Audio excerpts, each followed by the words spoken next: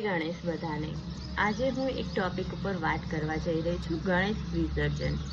જે હાલમાં તમે જોઈ શકતા હશો કે ગણપતિનું વિસર્જન હવે લોકો કરી રહ્યા છે, તેના વિડીયો હું જોઉં છું.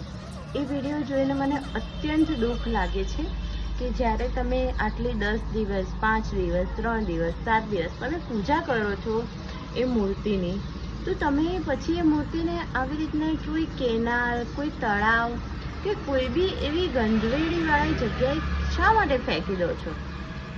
અને એ મૂર્તિને ફેંક્યા પછી એ મૂર્તિઓ ખંડિત થઈ જાય છે, એનું કોઈને ધ્યાન છે?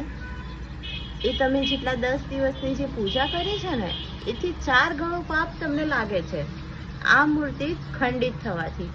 એથી બેટર છે કે તમે નાની મૂર્તિ લાવો અને તમારા ઘરની આગળ જ વિસર્જન કરો, જેથી કરીને હંમેશા તમે તમારા એ ગણપતિ દાદાની યાદ તમારા ઘરની આગળ જ રહેશે. કોઈ કુંડામાં વાવી દો, કોઈ જાસૂદનું ફૂલ વાવો, કોઈ તુલસીનું ફૂલ વાવો, જેથી કરીને તમને યાદ રહેશે કે ભાઈ આ મારા ગણપતિ દાદા મેં આ વર્ષે બેસાડ્યા હતા ને, એ છે. Thank you.